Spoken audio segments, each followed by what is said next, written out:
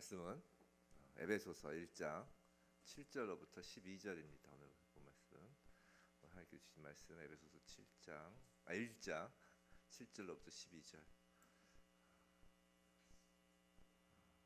우리 한 목소리로 받들어 읽도록 하겠습니다. 시작. 우리는 그리스도 안에서 그의 은혜의 풍성함을 따라 그의 피로 말미암아 속량 곧 죄 사함을 받았느니라.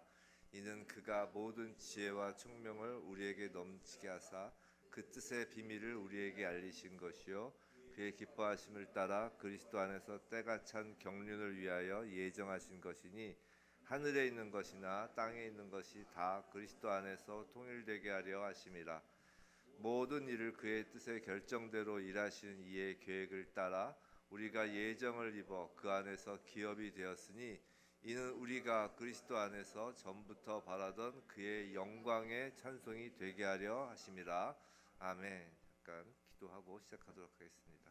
하나님 아버지, 오늘 예수 그리스도에 관한 아버지의 귀한 말씀을 저희가 이 시간 받습니다.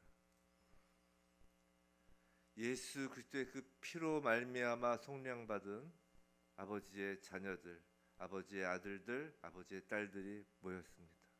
아버지, 이곳에서 오직 예수 그리스도의 그 피의 은혜만이 선포되게 해 주시옵소서. 아버지, 아들, 딸들 그 머리마다 아버지께서 친히 말씀으로 안수하여 주셔서 정말 그 피가 우리의 심령 가운데 마르지 않게 하여 주시옵소서. 아버지, 말씀 가운데 오신 성령님, 이 시간 정말 하나님의 음성을 듣게 해 주시옵시고 부족한 종은 십자가 뒤로 완전히 감추시고 오직 예수 그리스도, 정말 예수만 드러나게 하여 주옵소서. 감사하고 살아계신 예수 그리스도 이름으로 기도드립니다. 아멘. 오늘은 그리스도 예수의 은혜라는 제목으로 말씀을 전할 때 정말 우리 여기 왜 모였나요? 예수 때문에 모였어요. 예수 때문에. 예수 그 이름만 들어도 가슴이 콩닥콩닥 뛰지 않으세요? 눈물이 좀 주르르 나고 그래야 되는데 예수 그 이름만 들어도 우리에게 주신 이름은 예수 그 이름밖에 없습니다. 지난주에는 이제 에베소서 1장 6절까지 봤죠. 1장 6절까지 봐서 성부 하나님에 관한 찬양을 들었어요. 지금 사도 바울의 찬양을 계속 지금 보고 있습니다. 사도 바울의 찬양이 14절까지 된다고 했죠. 사도 바울의 찬양은 성부, 성자, 성령 이렇게 이어진다고 했어요. 그래서 지난주까지 본 게 이제 1장 6절 성부 하나님의 사랑, 그리고 성부 하나님의 택하심, 예정에 대하여 이제 살펴보았어요. 그 아들됨에 대하여 우리들이 이제 아들들이 된 것, 자녀들이 된 것에 대해 살펴봤어요. 자, 오늘은 이제 지난주 성부 하나님에 이어서 이제 성자 예수 그리스도 성자 하나님에 관한 이제 찬양의 내용이 되겠죠. 7절부터 12절까지입니다. 양이 좀 많아요. 지난주에 비해서. 오늘 한번 7절을 먼저 보겠습니다. 7절 우리 한번 다시 한번 읽어볼까요? 시작. 우리는 그리스도 안에서 그의 은혜의 풍성함을 따라 그의 피로 말미암아 속량 곧 죄사함을 받았느니라. 자, 속량이란 단어가 나와요. 속량. 자, 속량이란 단어는 노예가 자신의 신분에서 이제 벗어나 자유를 얻거나 이제 죄수들이 자신이 선고받은 형을 면제받기 위해서 속전을 지불하는 행위를 말하는 거예요. 속량. 그래서 속량은 이제 죄 사함, 이제 돈을 내고 노예를 사거나 이제 노예에서 이제 풀어주거나 아니면 죄인을 이제 보석금 같은 거겠죠. 이제 돈을 내고 이제 풀리게 하는 거예요. 죄 사함이라고 하죠. 근데 이전 번역 성경에서는 이게 속량 곧 죄사함을 구속 곧 죄사함이라고 되어 있었어요. 이전 번역은. 근데 속량이라고 번역한 것이 더 정확한 것 같아요. 왜냐하면 구속이란 말은 우리가 보통 구속, 구원, 속량 막 이렇게 섞어 쓰잖아요. 근데 구속이란 말은 구원과 속량이 합쳐진 말이에요.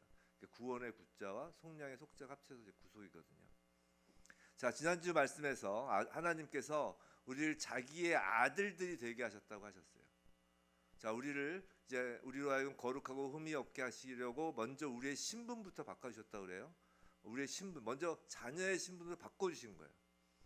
자, 창세전부터 자녀들로 예정하셨다고도 하셨습니다. 이것이 이제 하나님이 하신 구원이에요.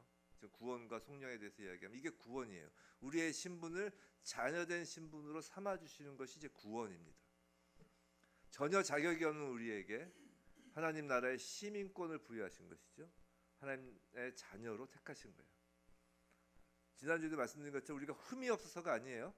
그죠? 흠 있는 상태에서 자녀부터 삼아주신 거예요. 왜 그랬냐면 사랑으로 말미암아라고 해서 하셨죠. 그저 우리를 사랑하셔서 흠 있는 상태에서 자녀로 삼아주신 거예요. 이거 우리 일상에서도 보면 알죠. 부모가 우리 자녀를 사랑하는 것이 그 자녀가 말을 잘 들어서 사랑하나요? 뭐 공부 잘해서 사랑하세요? 뭐 성공해서 사랑하시는 거 아니잖아요. 말 잘 듣는 자녀 없잖아요. 뭐 그런 조건으로 사랑한다면 부모의 사랑을 받을 만한 자녀가 얼마나 될지 잘 모르겠어요. 뭐 저부터도 그렇습니다. 아니 제가 저희 부모님을 봤을 때 아무리 자녀가 세상에서 비난을 받고 손가락질을 당하며 부족한 점이 많아도 그냥 자녀인 거예요.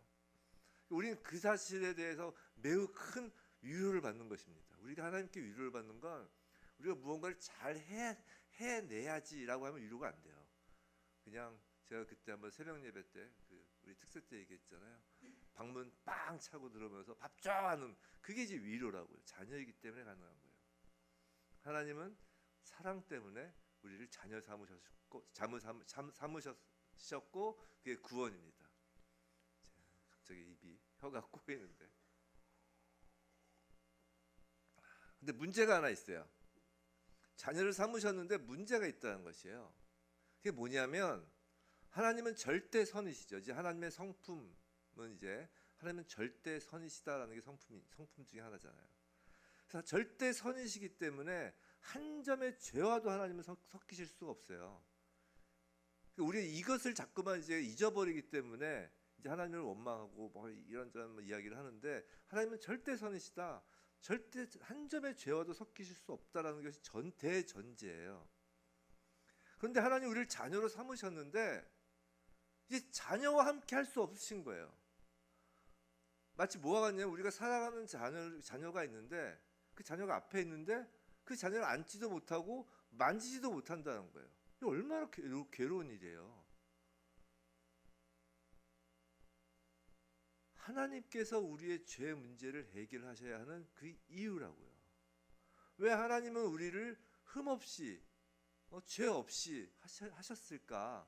그거는 그러지 않고서 하나님 우리를 안으실 수가 없는 거예요. 섞일 수 없다니까요. 한 점 흠이 없으신 분이기 때문에 완전한 선이신 분이기 때문에 한 점의 그 죄하고도 같이 하실 수가 없기 때문에 그런 거라고요. 그래서 우리를 거룩하고 흠이 없게 하셔야 하는 것이에요. 자, 신분을 바꾸시는 구원과 함께 속량, 즉 죄사함이 반드시 있어야 하나님은 사랑하는 하나님의 자녀인 우리를 안으실 수 있다라는 것이에요. 하나님 편에서뿐만 아니라 이 인간 입장에서도 이 죄사함이 없다면 매우 끔찍한 거라고요. 단순히 우리가 죄사함이 없으면 뭐 사후에 불못에 빠진다 뭐 그런 이야기가 아니라 이 땅에서도 죄사함이 없으면 엉망진창 뒤죽박죽인 인생이 되는 거라고요. 이 죄라는 건 장벽을 의미해요. 즉 하나님과 우리 사이에 죄가 장벽이 되어 있는 거잖아요. 마찬가지로 이 죄의 장벽은 하나님과 인간 사이뿐만 아니라 인간 세상에서도 갖가지 벽을 세워두는 거라고요. 그래서 온갖 갈등과 전쟁이 난무하게 되는 것이에요. 사람과 사람 사이의 그 벽도 다 죄로 인한 것이에요. 그 벽이 있기 때문에 내 자녀가 벽 저쪽에 있는데도 자녀를 안지도 못하고 자녀와 함께 할 수 없는 거라고요. 구속의 문제에 있어서 구원은 알았어요. 자, 자녀 삼아 주셨어요. 그런데 죄 문제 해결이 없다면 마치 뭐가 같냐면 우리가 하나님 나라의 시민이라고 그랬잖아요.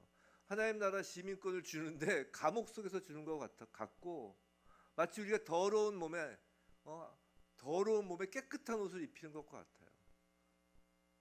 죄 사함이 없는 구원은 인간을 더욱 힘들게 할 수 있는 거라고요. 자녀라고 하면서도 아버지를 못 만나는 거잖아요. 만나야 되는데. 그래서 죄는 하나님과 원수인 거예요. 하나님과 원수인 이유는 하나님과 하나님의 자녀를 못 만나게 하니까 원수인 거라고요. 하나님의 자녀이면서 하나님의 원수이기 때문에 이 죄사함 없는 구속은, 그 원수를 놔둔 상태에서의 구속은 우리 사람을 더욱 혼란스럽고 이제 정신없게 하는 거라고요. 근데 이 죄 문제를 해결하는 것이 결코 쉬운 일이 아니에요. 정말 쉬운 일이 아니에요. 우리 인간 편에서 쉽지 않다는 이야기가 아니라고요. 인간 편에서는 죄 문제는 아예 해결하는 것이 불가능한 거예요. 어려운 게 아니라 우리는 죄 문제는 어려운 문제가 아니에요. 우리는 불가능한 문제예요. 뭐 어렵다라는 건 할 수 있을 때는 어려운 거죠. 우리는 할 수가 없어요. 그럼 어느 편에서 이게 쉬운 문제가 아니냐면 하나님 편에서도 결코 쉬운 일이 아니라는 거예요. 히브리서 9장 22절 이런 말씀이 있어요. 히브리서 9장 22절 피 흘림이 없은즉 사함이 없느니라. 자, 죄 사함을 위해서는 반드시 피 흘림이 있어야 하기 때문이에요. 이게 하나님 편에서 결코 쉬운 일이 아니에요. 죄의 삭은 뭐라고 그랬죠? 사망이라고 했어요.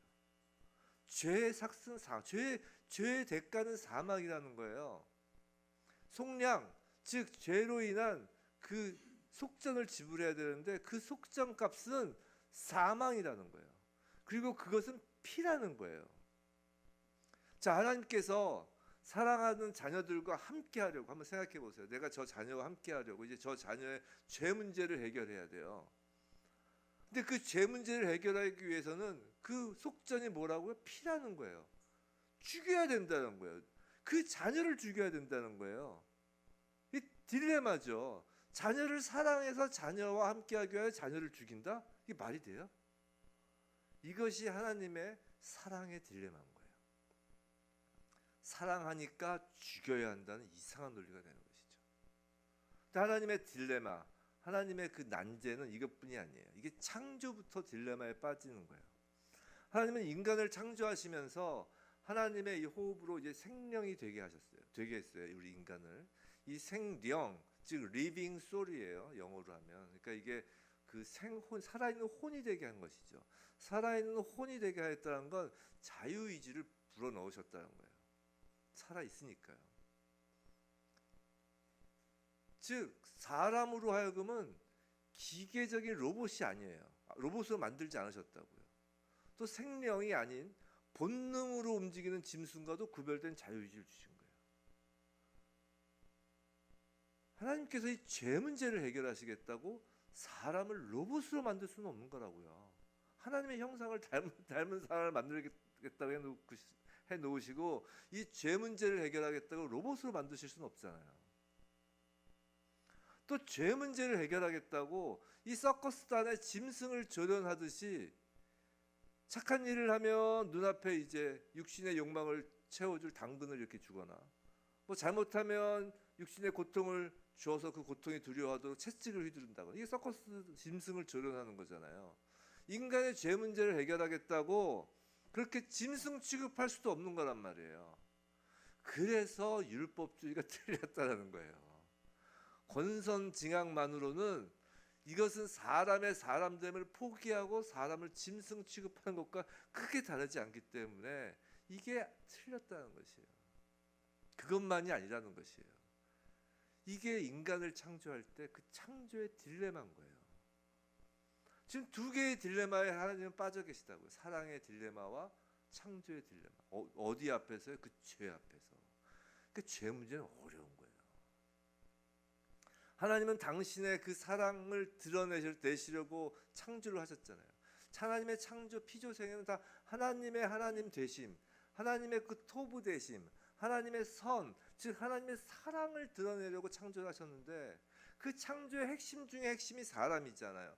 근데 그 사람을 로봇으로 하거나 사람을 짐승으로 해서 즉 사람의 사람됨을 포기하는 것은 곧 창조주 하나님의 전능함을 당신 스스로 부정하는 셈이 돼버리는 거라고요. 죄 문제는 어쩌면 하나님의 첫 번째 천지 창조보다 더 어려운 문제일 수 있는 거예요. 말씀으로 천지를 창조하셨으니까 그 하나님께서 내 죄를 사하노라 라는 그렇게 말씀으로 선포한다고 해서 될 문제가 아니라니까요. 그래서 죄가 가지고 온 그 사랑의 딜레마, 창조의 딜레마를 뚫고 성자 하나님이신 예수께서 이 땅에 오신 거라고요. 가히 예수 그리스도의 십자가 복음은 하나님 사랑의 완성이고요.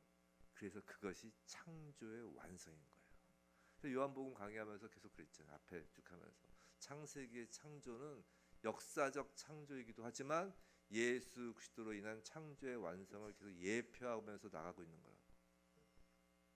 예수 그리스도의 십자가가 창조의 완성이에요. 7절 다시 한번 보면 속량은 그리스도의 피로 말미암아 이루어지는 것이라고 했어요.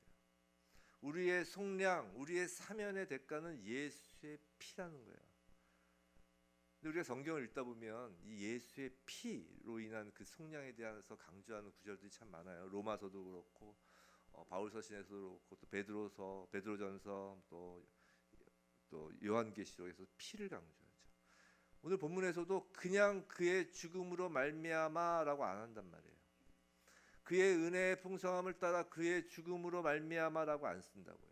그의 피로 말미암아라고 해서 성경은 피를 강조해요. 이것은 이 속량의 값이, 우리를 속량하는 값이, 우린 죽음, 그 뭔가 그냥 추상적으로 생각하잖아요. 그 추상적인 죽음이라는 개념이 아니라 눈에 보이고 만질 수 있는 실제로 존재하는 피로 치루어졌음을 잊지 말라는 거예요. 그 피 한 방울, 예수 그리스도의 그 피 한 방울로 저와 여러분의 값을 치르신 거라고요.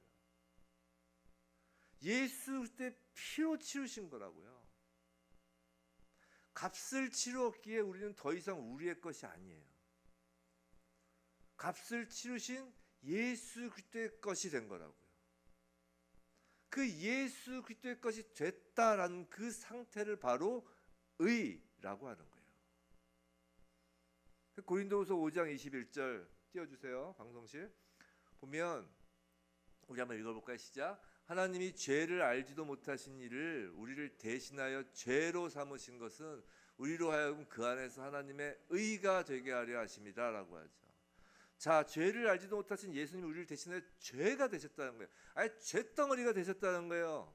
그래서 십자가 위에서 우리의 죄가 예수님의 죄가 되었고 그 대신 우리가 예수의 흠없음, 예수의 의가 우리의 것이 되었다는 것이에요.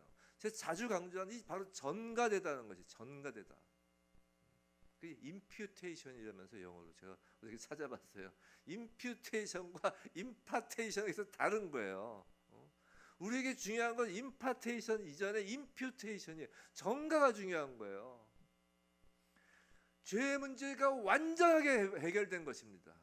이것보다 더 완벽하게 인간이 인간으로서의 존재로 가치를 유지하면서 죄가 해결될 수 있는 방법이 없다라는 것이에요. 근데 단순한 인간이 아니라 우리로 하여금 예수의 그 의를 우리에게 입혀주시는 인간이 되게 하셨다는 것이, 그게 창조의 목적이라는 거예요. 그게 창조의 완성이라는 거예요.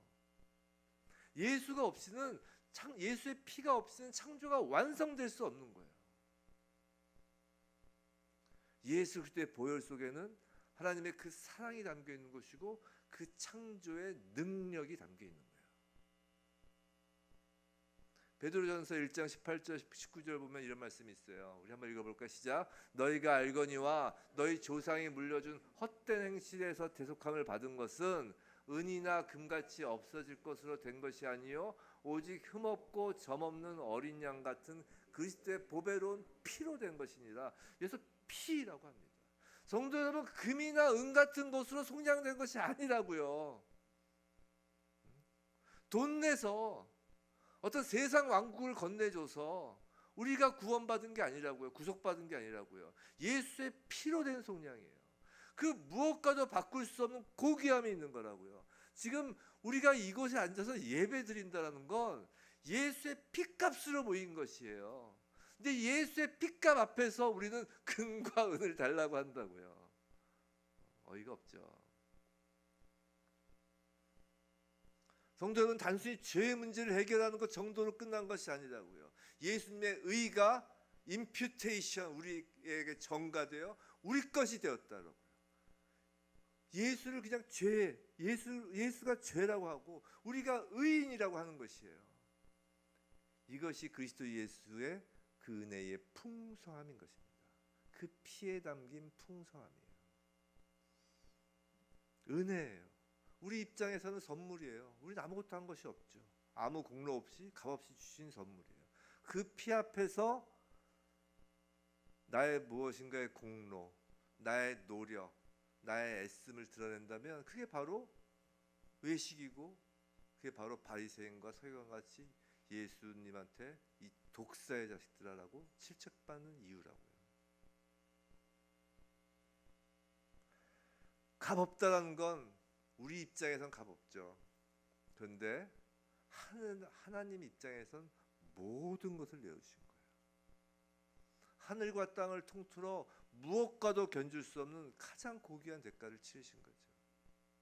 근데 이 은혜가 은혜에서 멈춘 게 아니라 은혜의 풍성함이라고 해요. 오늘 7절 보시면 그의 은혜의 풍성함을 따라라고 하죠. 은혜의 풍성함이라는 건 은혜가 정적인 상태로 머무르는 것이 아니라는 것이에요. 은혜는 동적인 의미로 넘치도록 풍성하게 온다는 것이에요. 시편 기자도 내 잔이 넘치나이다 라고 말하잖아요. 잔이 넘치려면 어떻게 해야 돼요? 계속 부어줘야 되는 것이에요. 한번 담기고 그 은혜가 마르는 것이 아니라 날마다 넘치도록 풍성한 은혜라고요. 성도 여러분, 예수 그리스도의 그 피가 마르면 안 된다고요. 예수 그리스도의 그 피가 우리 안에서 계속 흘러야 되는 거예요. 피가 마르고 피가 멈추면 죽은 사람이에요. 그렇잖아요. 은혜가 멈춰 있으면 죽은 거와 같은 상태로 있는 거라고요.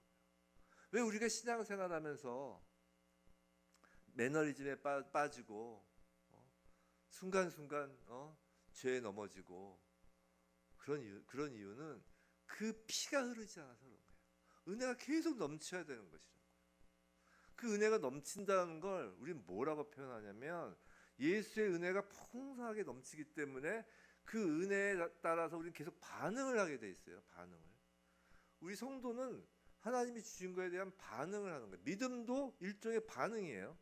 믿음은 들음에서 난다고 그랬잖아요. 그럼 들으면 그 반응으로 내 안에서 믿음이 이렇게 나오는 거예요. 내가 만들어내는 게 아니라. 마찬가지로 은혜가 풍성하게 넘치면 그에 따른 반응이 나와요. 그 반응을 보면 우리가 은혜를 계속 풍성하게 받고 있는지 아닌지를 안다는 것이에요.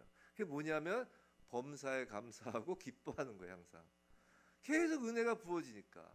성도 여러분 예수의 피를 보고 피를 생각하고 여러분 아침마다 말씀 읽고 기도하고 또 새벽 예배하고 이렇게 주일 예배 드리는 게 뭐예요? 다 예수를 우리가 듣고 예수를 보고 십자가를 바라보는 거잖아요. 그때마다 기쁘십니까?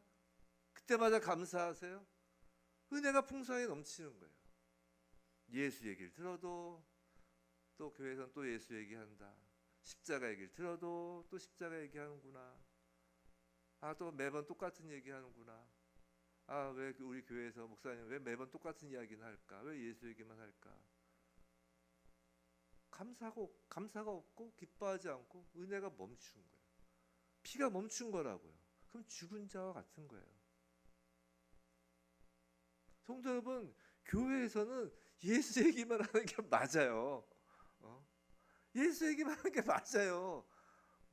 자꾸만 다른 거 거기다 막 뭘 붙이려고 하니까 그 이상해지는 거예요. 제가 이전에 말씀드렸잖아요. C.S.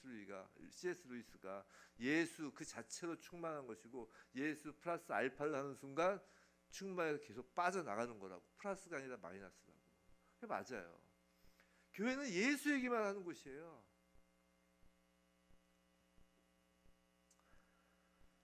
성도 여러분, 우리는 감격하지 않을 수 없는 거예요. 감사하지 않을 수 없는 거예요. 우리가 이 예배에 나오는 것도 우리가 지금 죄인으로서 하나님 앞에 나와 예배 드리는 거 아니라니까요. 우리가 기도를 하는 것도 막 죄책감으로 막 기도하는 게 아니에요. 우리는 이미 죄의 속량을 받은 하나님의 자녀예요. 근데 그것이 날마다 감격하지 않을 수 없는 거예요. 왜 날마다 감격하는 줄 아세요? 그 날마다 감격하라고 하나님께서 이 땅에 주셨기 때문에 날마다 감격하는 거예요. 왜? 이 땅은 죄투성이거든요. 하나님께서 계속 그거를 우리에게 인지시키도록 이 땅에 놔두신 거라고요. 앞뒤 좌우 어디를 봐도 죄투성이잖아요. 다 다 죽은 자들이잖아요. 우리나라 기독교 인구가 아무리 많다고 해봐야 거리에 나가보세요. 몇 프로라고 그래요 요새 기독교 인구가. 우리가 뭐 5천만 인구인가요? 5천만이면 뭐 한 500만이 될까요? 안 될걸요? 대부분이 정말 10명에 한 명은 죽은 자라는 거예요. 그걸 보면서 비교하라는 게 아니라 예수 그때 그 피에 감사하는 거예요. 그 감격하는 거예요. 그게 날마다 은혜의 풍성함에 반응을 하면서 우린 새하늘과 새 땅으로 쑥 들어가는 거예요. 자주 표현하지만 새하늘과 새 땅 가면 오히려 좀 심심해져야 되는 거예요. 더 심심하진 않겠죠. 엄청나게 놀랍고 감격스럽겠지만 이 땅에서 가능한 많이 감격하시고 가능한 많이 감사하시고 할 수 있는 한 정말 열심히 찬양하시고, 그래서 새하늘과 새 땅 본장에 가서는 뭐 심심한 것보다 늘 하던 그것보다 더 이제 감격스럽고 하겠지만 이상하지 않게, 뭐 생소하지 않게 그렇게 이 땅에서부터 하나님께서 이렇게 누리게 하시는 거예요. 그런데 사탄은 끊임없이 우리로 하여금 하나님 앞에 나가지 못하도록 참소하죠. 우리는 감격으로 예배자에 나가는 거예요. 근데 사탄의 참소에 너무 신경 쓰지 마시라고요. 하나님께 집중하시라고요. 예수께 집중하셔야 돼요. 사탄에 너무 집중하지 마세요. 그들의 참소에 신경 쓰지 마세요. 사탄은 그게 그들의 일이에요. 제가 항상 고민하는 게 그거예요. 왜 자꾸 사탄, 죄에 집중하지? 우리가 의에 집중해도 시간이 부족한데 사탄은 자신의 일을 하는 거예요. 참소하는 게. 우리는 우리의 일을 하면 돼요. 우리의 일은 사탄이 뭐라고 하든 감사하고 기뻐하며 주를 찬양하는 것입니다. 사탄의 참소에 속아서 우리가 예배 자리에 나갈 자격이 없다고 뒷걸음질 치지 마시기 바랍니다. 그건 사탄의 일에 동참하는 거예요. 우리가 뒷걸음질 치면 사탄의 일에 동참하는 것입니다. 예수 그리스도의 피로 구속받은 그 우리는 하나님의 그 구속의 일, 그 사랑으로 창조를 완성하신 일에 동참하는 자녀라고요. 찬양으로, 예배로. 예수를 믿어 그리스도에게 속한 그리스도인이 된 우리는 죄사함을 위하여 하나님 앞에 나가는 것이 아니에요. 죄사함을 위하여 나가는 것이 아닙니다. 예배도 우리가 속량 받게 될 자격을 주는 게 아니에요. 오직 예수 그리스도의 피, 속량함을 받은 그 전적 은혜, 우리의 예배는 그 은혜로 인한 감사, 감격, 하나님 앞에 나가는 반응인 거예요. 이제 그러면 세상 사람들은 이렇게 비난합니다. 우리를 향해서. 그래, 그리스도인이라는 너희들, 그래 천국 티켓 확보했구나. 앞으로의 모든 죄도 사함 받았으니까 그렇게 마음껏 너희들은 그럼 죄를 짓는구나. 그렇게 세상 사람들 이야기하고, 또 우리 자신도 그런 이야기를 들으면 뭔가 변명을 못해. 그런 것 같아 정말. 근데 이건 전혀 잘못된 생각이라고요. 이건 그리스도인들을 위축시키고 깎아내리려는 생각이라고요. 은혜를 전혀 모르는 말이에요. 물론 그리스도인들도 죄를 지을 수 있어요. 삶이 너무 힘들고 고난해서 잠시 잠깐 예수의 은혜, 그의 피에 속죄함을 잊을 때도 있어요. 잠깐의 유혹에 넘어갈 수도 있어요. 그러나 그리스도인은 그럴 때마다 우리 자신의 신분이 하나님의 자녀이고 우리가 예수의 피로 속량함을 받은 은혜를 입은 자라는 사실을 다시금 생각하며 죄가 지속되지 않도록 노력한다는 것이에요.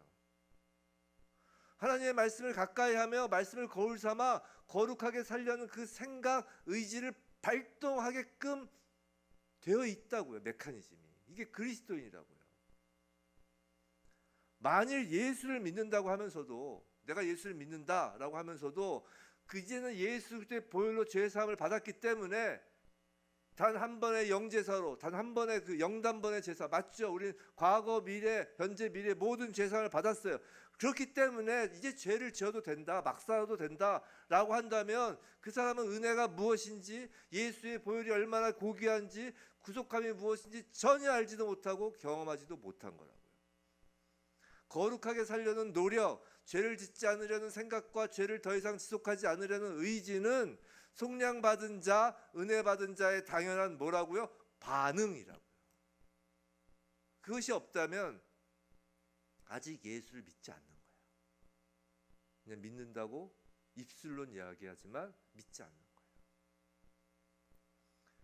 성도 여러분, 죄에 대하여 민감하게 대응하는 것과 정죄감, 죄책감은 다른 거예요. 이런 거예요. 우리는 하얀 옷을 입었어요. 이제 하얀 옷을 입은 사람들은 거리를 다닐 때도 조심조심해요. 흙탕물이 튈까 봐. 그렇잖아요. 우리가 이제 결혼식장을 가는 신부예요. 우리 다 신부잖아요. 우리가 이 땅에서 다 신부로 존재한다고요. 그래서 이제 신랑이 데리러 오면 이제 식장으로 들어가야 되니까 하얀 웨딩 드레스를 입고 있어요. 자, 하얀 웨딩 드레스 입고 결혼식 날 신부들이 이제 거리를 가는데 그날 비가 왔어요. 이제 뭐 흙탕물이 있어요. 흙탕물 차벅차벅 하면서 걸어가는 신부 있어요? 다 피해가지. 만약에 신부 옷이 아니고 그냥 더러운 옷 입고 있으면 흙탕물 더 튀긴데도 신경도 안 써요. 우리 하얀 웨딩 드레스 입고 있는 신부이기 때문에, 그리고 그 웨딩 드레스를 입혀주시려고 예수님이 십자가에서 죽으셨기 때문에 그 옷이 너무 귀한 거예요. 신랑의 피값으로 산 웨딩 드레스라고요. 근데 어디 그 웨딩 드레스를 입고서 아무데나 막 다녀요. 근데 죄에 대하여 민감한 것이 당연한 거라고요. 반면에 정죄감, 죄책감은 뭐냐면 너희 그 웨딩드레스, 그 옷을 입을 자격이 없어라고 하고선 아예 입고 있는 그 흰 옷을 벗겨버리고 다시 이전의 더러운 옷으로 갈아입히려는 것이 정죄감, 죄책감이에요. 그래서 히브리서에는 이런 말씀이 있어요. 히브리서 10장 38절 39절 우리 한번 읽어볼까요? 시작. 나의 의인은 믿음으로 말미암아 살리라. 또한 뒤로 물러가면 내 마음이 그를 기뻐하지 아니하리라 하셨느니라. 우리는 뒤로 물러가 멸망할 자가 아니요 오직 영혼을 구원함에 이르는 믿음을 가진 자니라. 잘 아신 바와 같이 히브리서는 그 유대인 기독교인 가운데 유대인들이 이제 중간에 이제 탄압이 심하고 핍박이 심하니까 배도한 유대인들이 많았다고요. 그 배도한 유대인들에게 쓴 그 성경 히브리서예요. 이 히브리서를 읽으면 그래서 매우 우리에게 시사하는 바가 큽니다. 뒤로 물러가면 멸망이라는 거예요. 물러갈 수 있다는 것이에요. 뒤로 물러가면 하나님이 기뻐하지 않으시고 뒤로 물러가는 자는 멸망할 자라는 거예요. 한 번 믿고 끝이 아니라는 거예요. 우리 너무 신앙을, 믿음을 가볍게 생각한다고요. 물론 믿으면 구원 받죠. 믿음이 구원의 믿음으로 인하여 의인 되죠. 그런데 뒤로 물러나면 멸망이라는 거예요. 뒤로 물러난다는 게 뭐예요? 다 사탄의 그 참수함에 속아서 내가 여전히 과거에 입었던 그 더러운 옷을 입고 있다고 착각해서 지금 웨딩드레스를 입고 있는데 흙탕물에 몸을 담그고 있으면 안 된다는 것이에요. 뒤로 물러가면 멸망입니다, 성도 여러분. 죄책감, 정죄감, 후회, 자기 연민, 이런 것은 그 시선이 십자가가 아니라 나 자신을 봐서 생기는 자기 중심의 생각이에요. 그게 바로 뒤를 돌아보고 다시 뒤로 물러가는 거예요. 회개하고 달라요. 그럼 회개는 무엇일까요? 회개는 예수 믿고 흰 옷을 입은 우리가 죄를 짓지 않으려고 노력했음에도 불구하고 흙탕물이 튀겨서 더러워지면 다시 에이라 더러워졌다 하고서 그 죄에 훅 빠져드는 것이 아니라 다시 하나님 아버지 앞에 나와 그 흰옷에 묻은 더러움을 씻겨달라고 나오는 게 회개라고요.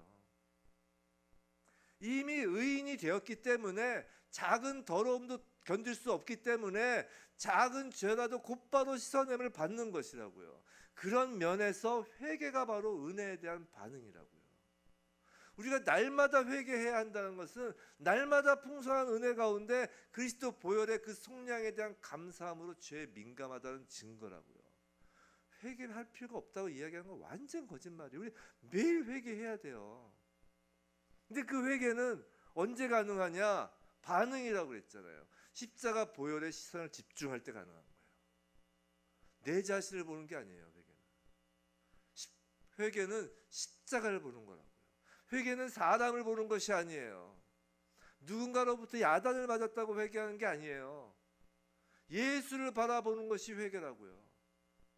바로 회개는 하나님 중심의 생각이라고요.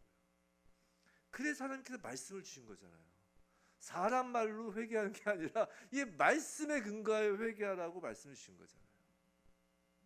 회개는 하나님 앞에서 뒤로 물러가는 것이 아니라 반대로 죄로부터 돌아서서 하나님 앞으로 나아가는 거예요.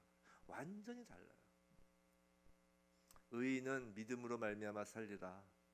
예수를 믿는다라는 것은 십자가에서 죽으신 예수의 피로 말미암아 우리가 속량되었음을 믿는 것이, 그리고 우리가 의인으로 살아간다는 것은 매일 그 십자가의 예수 그리스도를 바라보는 거예요.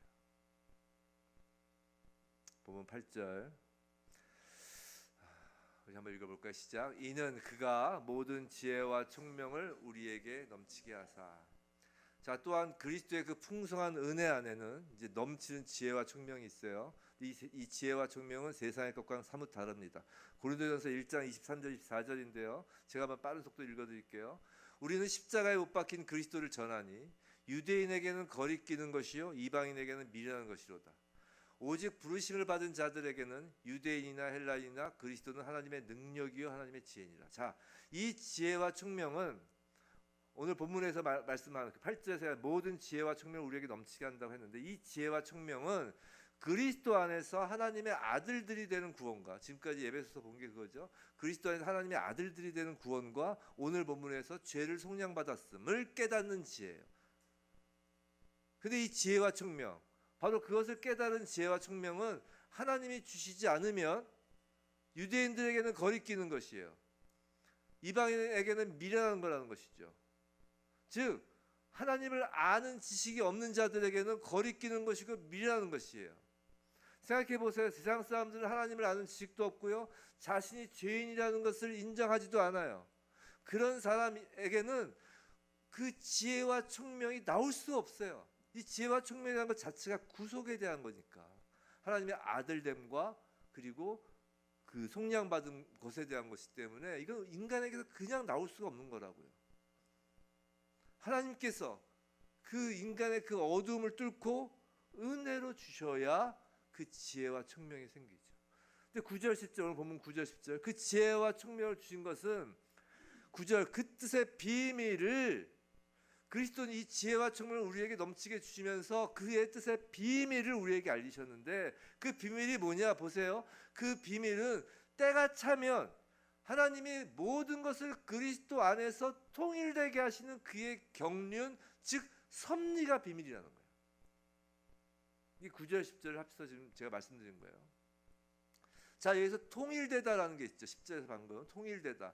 이 통일되다라는 말에는 원어에는 다시 통일되다 해서 다시라는 단어가 있어요. 또 통일되다라는 그 단어는 그 원어의 뜻은 머리가 생기다, 동일한 목적으로 향해 모이다라는 거예요. 즉 통일되다는 건 그냥 막 모아놓은 게 아니에요. 막 질서 없이 막 모아놓은 게 아니라 딱 어떤 기준을 가지고 머리가 있는 상태에서 그 머리를 중심으로 쭉 모이는 게 통일되다예요. 자, 다시가 있다고 그랬어요. 다시가 있었으니까 다시 통일되다니까 이전에도 통일된 적이 있는 거예요. 이전에 통일된 적이 언제예요? 바로 에덴 동산이에요. 에덴 동산이 하나로 통일된 모습이었어요. 또 생각할 수 있는 통일된 모습이 어디예요? 노아의 방주가 바로 그거예요. 오늘 본문에서 뭐라고 그래요? 하늘에 있는 것이나 땅에 있는 것이나 다 그리스도 안에서 통일되게 하려 하심이라고 그러잖아요. 하늘에 있는 것이나 땅의 모든 짐승 식물이 다 노아의 방주에 들어갔잖아요. 근데 그 에덴 동산, 그 노아의 방주는 그 모두 그리스도 안에서 통일되는 것의 모형이었다는 것이에요. 예표였다는 것이죠. 이제 그리스도의 그 구속 사건 이후에 만물이 그 하나님의 그 경륜에 따라, 그 때가 찬 경륜에 따라 이제 만물이 그 그리스도 안에서 이제 머리를 얻게 되는 것이에요. 그리스도는 이제 만물의 머리가 되는 것이에요. 마구 무질서하게 흩어져 있는 그 만물들을 조화시키는 거예요. 그래서 대표적으로 보여주는 장면이 마가의 다락방에서 성령이 임했을 때 그 서로 언어가 소통되는 거였어요. 하나가 되는 걸 흩으신 대표적인 사건이 바벨탑 사건이잖아요. 그 바벨탑 사건이 언어를 혼잡하게 해서 흩으셨잖아요. 이것을 다시 성령이 오셔서 예수 그리스도를 머리를 삼아 하나가 되는 것을 보여주신 것이 마가의 다락방에서 언어가 소통되게 한 사건이라고요. 하여튼 이제 만물의 머리로서 그리스도 안에서 모든 것이 통일됩니다. 지금 그러고 있는 중이라는 것이에요. 그런데 의미가 있어요. 그게 뭐냐면 그리스도는 교회의 머리라 하잖아요. 즉 교회는 이미 그리스도의 머리를 둔 하나의 통일된 공동체라는 것이에요. 언젠가 만물이 그리스도의 머리됨을 인정하게 될 것이에요. 그것이 마지막 때죠. 만물이, 만왕이 그리스도의 머리됨을 인정할 것이에요. 현재는 여전히 불일치가 있어요. 죄로 장벽들이 세워져 있기 때문이죠. 하지만 때가 차면 그 불일치가 끝나고 예수 그리스도가 머리가 돼서 만물의 중심이 될 것이에요. 지금 사도 바울은 그것을 본 거예요. 근데 거기서 사도 바울은 그리스도의 구속의 은혜에 관한 지금 막 가슴 벅차게 노래하다가 그것을 봤어요. 만물이 그리스도를 머리로 하여 통일되는 것까지 지금 본 것이에요. 그런데 그 가운데 교회는 이미 그리스도의 통일된 몸으로 있는 것을 지금 사도 바울이 보고 찬양하는 거예요. 그리고 그 만물의 머리 되신 예수 그리스도 안에서 교회는, 즉 우리는 하나님의 기업이라고까지 지금 사도 바울이 찬양하는 것이. 그 11절 12절입니다. 우리 11절 12절 다시 한번 읽어볼까요? 시작. 모든 일을 그의 뜻의 결정대로 일하시는 이의 계획을 따라 우리가 예정을 입어 그 안에서 기업이 되었으니 이는 우리가 그리스도 안에서 전부터 바라던 그의 영광의 찬송이 되게 하려 하심이라. 우리 자체가, 11절 보세요. 우리 자체가 하나님의 유산과 기업이 됐다는 것이에요. 기업이란 말은 이제 그 원어의 뜻이 이제 제비 뽑다라는 뜻을 갖고 있어요. 그래서 그 제비 뽑다, 우리 그래서 교회에서도 무슨 일 결정할 때 이렇게 제비 뽑기도 하고 막 그러잖아요. 특히 이제 12사도에서 마지막 사도 한 명 채울 때, 그 가룟 유다가 이제 죽고 이제 다락방에서 12사도 마저 채울 때 제비를 뽑잖아요. 하나님의 뜻대로 뽑겠다는 건데, 여하튼 이제 기업이란 말이 제비 뽑다는 의미로서 이제 이스라엘 각 지파들이 이제 가나안 땅에 들어갈 때 가나안 땅을 분배받을 때 어떻게 했어요? 제비 뽑았잖아요. 그런데 성도인 우리 교회가 하나님의 기업이라는 거예요. 우리 이제 기업 하면 마치 하나님으로부터 이제 받은 부동산, 하나님으로부터 받은 재산, 하나님으로부터 받은 우리의 자녀들, 이걸 이제 기업이라서 우리가 받는 쪽을 생각하는데, 오늘 말씀은 뭐예요? 우리가 하나님의 기업이라는 거예요. 우리가 하나님의 땅이라는 것이에요. 우리가 하나님의 재산이라는 거예요. 우리가 하나님의 것이라는 것이에요. 왜냐하면 아까 피값으로 샀잖아요. 예수 그리스도의 피로 샀단 말이에요. 그러니까 하나님 거라는 것이에요. 그러니까 하나님의 기업이 된 것이에요. 생각해 보세요. 천하 만물이 모두 하나님의 것인데 그 가운데 하나님의 기업이라고 불리우는 영광은 오직 그리스도 안에 있는 성도들 뿐이라는 거예요. 이 기업이라는 의미가 무슨 의미를 갖고 있는 것이냐면 하나님의 것이다 에서 멈추는 것이 아니라, 기업은 이게 한자로 이렇게 써드려야 좀 이게 이해가 될 텐데, 이게 그 땅기자에다가 쓴 거라서 변치 않는다는 의미가 있어요. 그래 기업 이거는 그 회사의 그 기업이 아니라고요. 회사의 기업이 아니라 변치 않는, 그러니까 우리가 땅 같은 거 이제 변치 않게 이렇게 쭉 이어가잖아요. 이런 것처럼 변치 않는다는 의미가 있다고요. 우리가 하나님의 기업이라는 건 절대 하나님이 이제 내 손아귀에 들어온 너희들을 놓지 않는다는 의미가 있는 거예요. 천하 만물이 다 하나님의 것이지만 특별히 너희들은 나의 기업이라는 거예요. 그리고 그거 하나님의 기업인 우리가 그의 영광의 찬송이 된다는 거예요. 지난주에 찬송이 뭐라고 했어요? 누군가를 이야기하는 것. 기억나시죠? 승인하는 것, 인정하는 것을 찬송이라고 했어요. 그렇다면 우리가 하나님의 기업이라는 건 우리가 하나님의 이야기이고 우리가 하나님의 살아계심의 증거라는 거예요. 우리가 찬송이라는 거예요. 성도는 놀랍지 않습니까?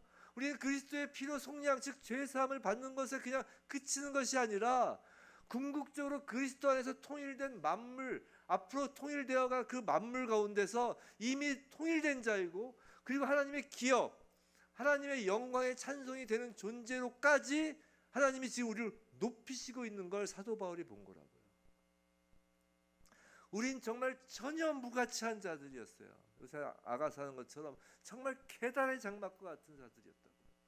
근데 그 아가서를 보시면 어때요? 신랑이 그 신부를 막 찬양하잖아요. 찬송하잖아요. 정말 아가서에서 보면 지금 하나님께서 사도 바울의 찬송 소리 안에서, 찬송 안에서 하나님께서 우리를 높이시는 이 찬양 소리 우리는 듣는 거라고요. 오늘 하나님 우리에게 말씀하시는 거예요.